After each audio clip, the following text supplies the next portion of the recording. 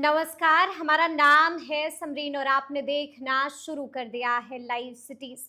देखिए आज 6 तारीख है यानी कि आज महत्वपूर्ण दिन है। आप बखूबी जानते हैं कि आज पहले फेज का मतदान हो रहा है और मतदान शुरू भी हो चुका है। देखिए क्या कुछ खबरें कहां से निकल के आ रही हैं, सब कुछ हम आपको तफसील के साथ इस वीडियो में बताएंगे। लगे हाथ हम आपको इस वीडियो में ये भी बताएंगे कि बीते दिन अचानक से रात को लाइव आते हैं चिराग पासवान और लाइव आकर के चिराग पासवान ने क्या कुछ कहा है वो भी हम आपको इस वीडियो में बताएंगे। इस वीडियो में हम आपको ये भी बताएंगे कि अचानक से बीती रात ऐसा क्या कुछ हो गया था कि फपक फपक कर रो पड़े थे मुकेश सैनी। क्या घटा था ये भी हम आपको बताएंगे और अंत में हम आपको ये भी बताएंगे कि लगातार सर्वे रिपोर्ट्स भी आ रही हैं, लगातार ओपिनियन पोल्स के नतीजे भी आ रहे हैं। क्या कुछ छन के आ रहा है, तमाम मुद्दों पर इस वीडियो में हम चर्चा करेंगे। तो एक बार फिर से इन तमाम मुद्दों पर सीधी बातचीत करने के लिए हमारे साथ सीनियर जर्नलिस्ट रवि उपाध्याय जी हैं। सबसे पहले बहुत शुक्रिया बातचीत के लिए। जी रवि जी, सबसे पहले तो हम आपसे जानना चाहेंगे कि आज का दिन बड़ा दिन है लोकतंत्र के लिए, क्योंकि आज पहले फेज का मतदान होना है और मतदान शुरू भी हो चुका है। क्या कुछ खबरें छन के आ रही हैं? देखिए, एक 121 विधानसभा क्षेत्र में जो प्रथम चरण का मतदान हो रहा है, चल रहा है। सुबह 7 बजे से कड़ी सुरक्षा व्यवस्था के बीच मतदान 121 विधानसभा सीटों पर चल रहा है। तमाम आप देख रहे हैं कि कई सेक्टर में बांटा गया है हर विधानसभा को, और उसको 3 अगर हम कहें तो 3 लेयर सिक्योरिटी की व्यवस्था की गई है। आपको जोनल मजिस्ट्रेट, सेक्टर मजिस्ट्रेट और तमाम आप जो मतदान केंद्र देख रहे हैं, तमाम मतदान केंद्रों पर पुलिस फोर्स की तैनाती है और आपको बूथ तक के 100 मीटर की परिधि से पहले ही आपको रुक जाना है। अगर पास नहीं है, आपको ये नहीं करना है।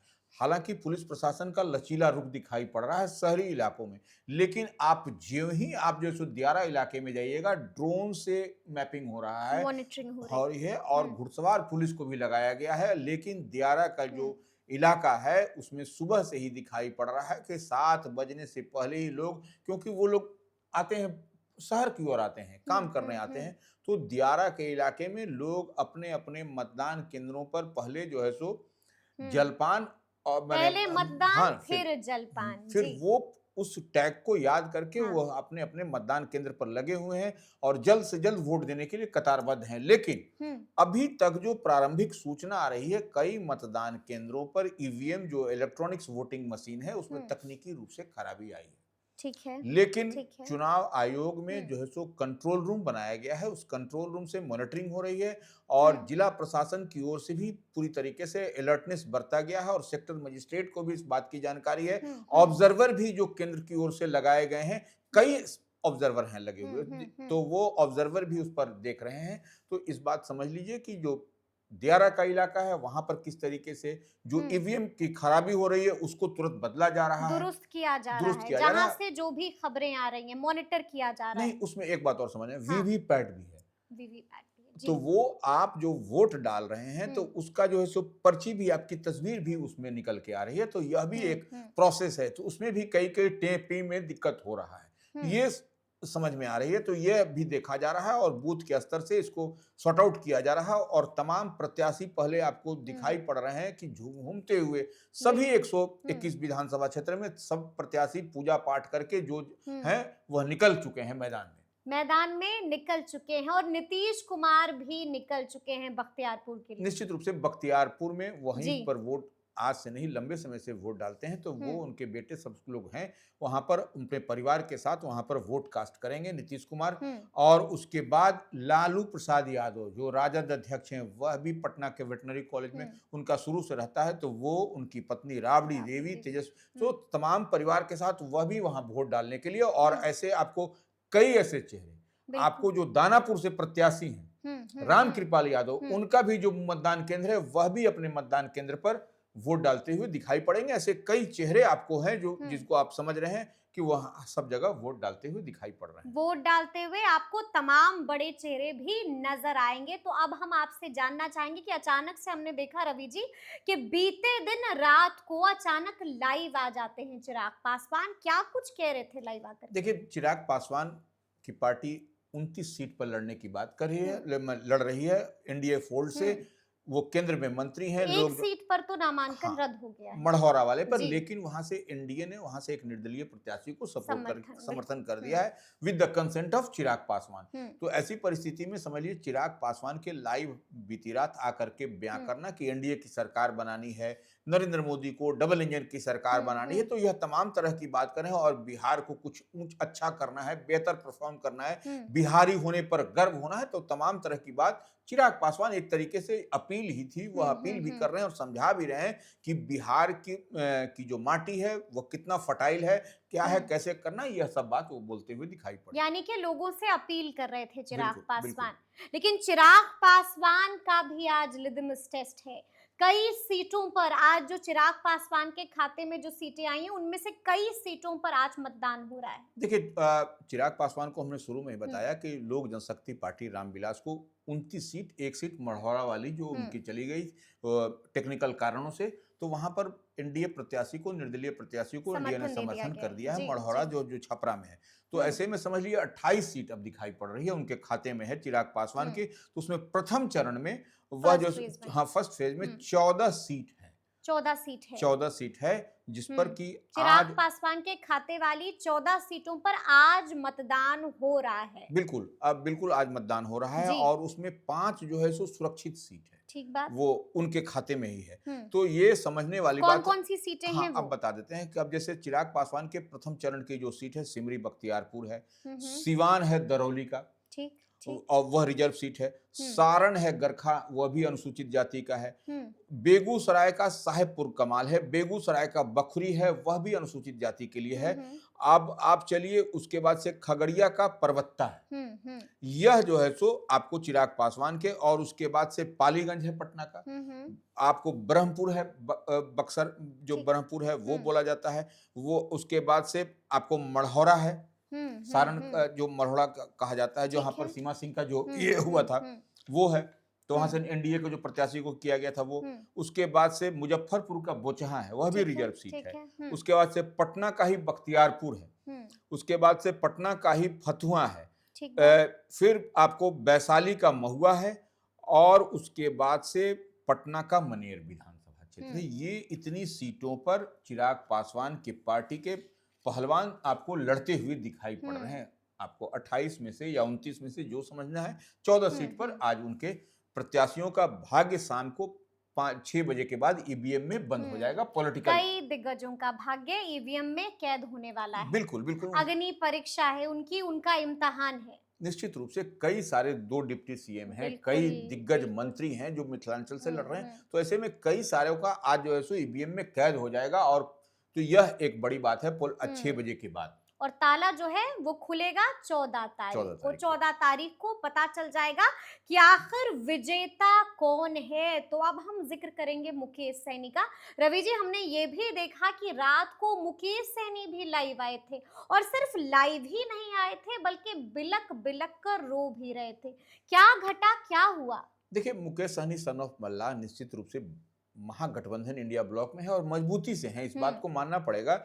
वह जिस तरीके से गौड़ा बौराम में वह अपने भाई संतोष सहनी जो उम्मीदवारी वापस ले ली, उनकी पार्टी के वह राष्ट्रीय अध्यक्ष भी हैं संतोष सहनी जो उनके भाई हैं, तो यह एक बड़ा सेक्रीफाइस किया है उन्होंने, क्योंकि उनके टारगेट में है कि हमको जो है सो माने महागठबंधन को, तेजस्वी को चीफ मिनिस्टर बनाना है, उनको भी डिप्टी सीएम बनना है। तो ऐसे में यह बड़ा काम किया, इसमें छोटा काम नहीं है। किसी पार्टी का राष्ट्रीय अध्यक्ष हो, उसको आप संरक्षक हैं सन ऑफ मल्ला मुकेश सहनी अपनी पार्टी के वीआईपी के, उसको बैठा देना, चुनाव नहीं लड़ने, क्योंकि वहां पर देखिए एक वहां पर अल्पसंख्यक चेहरा था, अली अफजल खान आरजेडी के, तो वह उनको कंटिन्यूटी में उनको छोड़ दिया गया कि वही लड़े।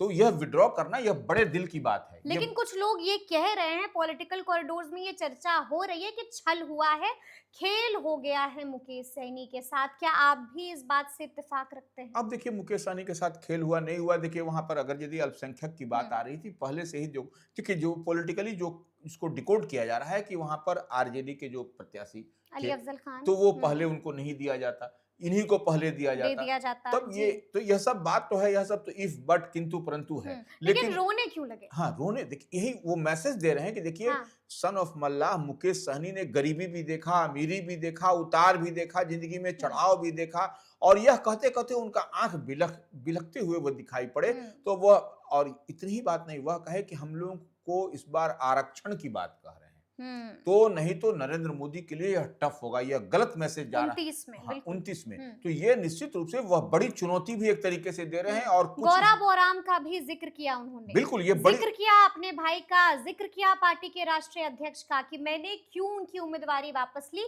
ये भी खुल करके बताया है। देखिए निश्चित रूप से लड़ाई तो महागठबंधन और एनडीए के बीच में है, और कड़ी लड़ाई। देखिए हम बार बार कहते हैं कि ओपिनियन पोल आ रहा है, लेकिन ओपिनियन पोल को जब हमने उसको स्टडी किया तो उसमें यही पाया कि 2020 के विधानसभा चुनाव में जो भी परिणाम छन करके आया, जो भी परिणाम निकल के आया, उससे ही उसी के आसपास यह भी है, एनडीए महागठबंधन होता हुआ। अंत में हम आपसे यही जानना चाहेंगे, लगातार ओपिनियन पोल के नतीजे भी आ रहे हैं, लगातार आप भी उसको देख रहे हैं, उस पर चर्चा कर रहे हैं, आपका आकलन क्या बता रहा है रवि जी? कौन आगे निकलता हुआ नजर आ रहा है और कौन पछड़ता हुआ? देखिए वही हम कह रहे हैं कि 2020 का हम अगर यदि बात करते हैं ओपिनियन पोल का, तो आप देख लीजिए उस समय क्या था। मैंने जो परिणाम निकल के आया, नॉट ओपिनियन पोल, जो परिणाम निकल करके आया, तो जेडीयू, जो एनडीए की हम पहले बात कर लें, तो जेडीयू 115 पर लड़ा था, 43 सीट जीत करके आया था। उसी तरह से भारतीय जनता पार्टी 110 पर लड़ा, 74 सीट जीत के आया।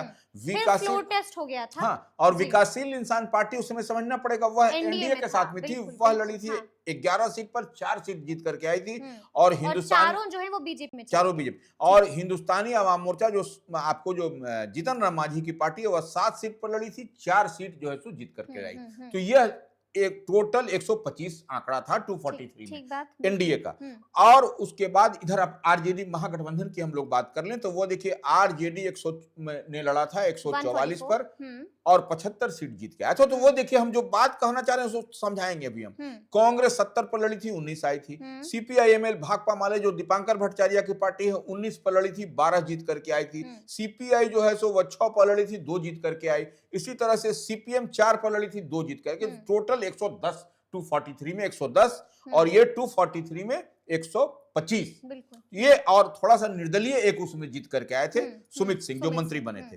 बीएसपी जो है सो 80 सीट पर लड़ी थी, 1 सीट जीती थी, जो जमा खान को बाद में जेडीयू में शामिल कराया गया। ओवैसी की पार्टी जो है सो एआईएआईएम 24 पर लड़ी थी, 5 सीट जीत करके आई थी, जो कि 4 का राजद में चले गए। 1 सीट पर सिर्फ बच गए प्रदेश अध्यक्ष। लोक जनशक्ति पार्टी रामविलास अकेले लड़ी थी अपने बलबूते, 135 पर 1 सीट जीती थी, वह भी जेडीयू में चले गए।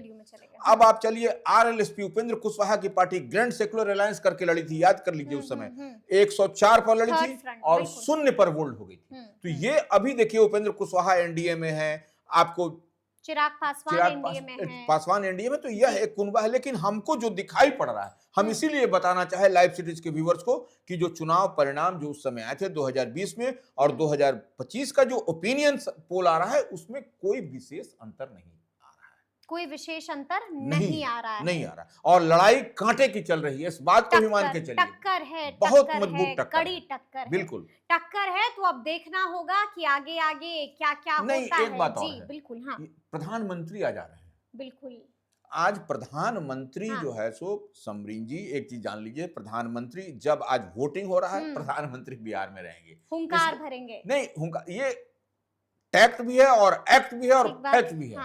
ये प्रधानमंत्री हमेशा करते हैं इस तरीके का। जब कुछ होगा तो आप देखिए लोकसभा के चुनाव में भी पोलिंग होती है और वो कहाँ रहते हैं। तो आज कहाँ है, अब हम बता रहे हैं। प्रधानमंत्री की आज 2 सभाएं हैं बिहार में, अररिया और भागलपुर में। उसी तरह से अमित शाह, जो बिहार पर पूरी तरह से मॉनिटर कर रहे हैं भारतीय जनता पार्टी मंत्री अमित शाह, वो देखिए उनका रामनगर, मोतिहारी और मधुबनी में। ठीक है। इसी तरीके से राजनाथ सिंह की 3 सभा है। हम्म।